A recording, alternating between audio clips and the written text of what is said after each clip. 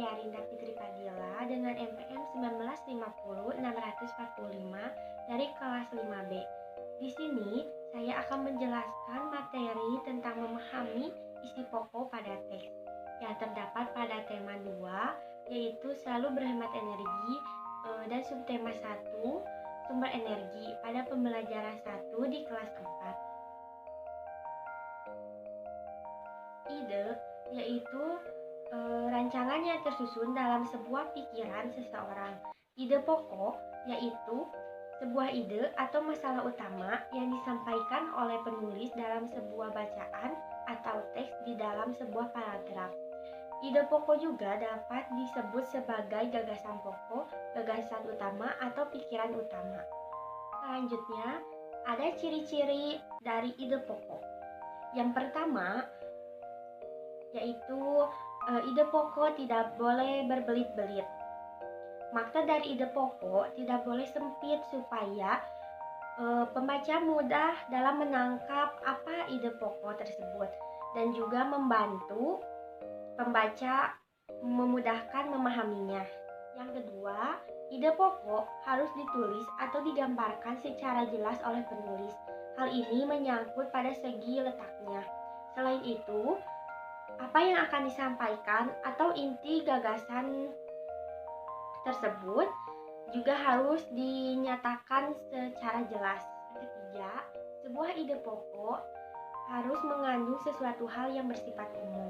Hal ini nantinya akan dikerucutkan lagi.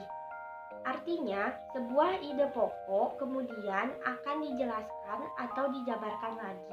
Penjabaran tersebut spesifiknya akan dijelaskan pada kalimat-kalimat berikutnya.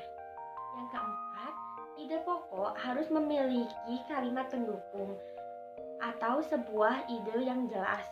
Kalimat pendukung berguna untuk memberikan penjelasan lebih lanjut terkait dari ide pokok sebelumnya, sehingga paragraf akan padu dan mudah dipahami.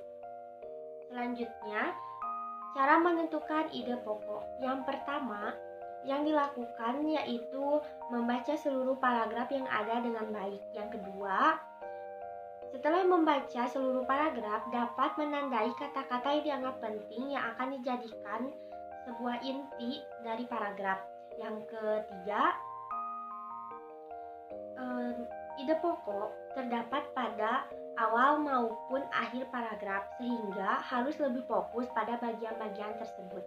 Yang keempat, setelah menentukan kata-kata yang dianggap penting, dapat menyimpulkan inti dari paragraf yang akan dijadikan sebuah ide pokok.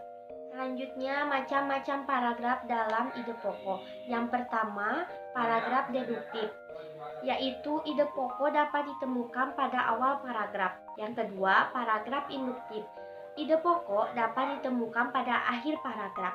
Yang ketiga, paragraf campuran, yaitu ide pokok dapat ditemukan di awal dan di akhir paragraf.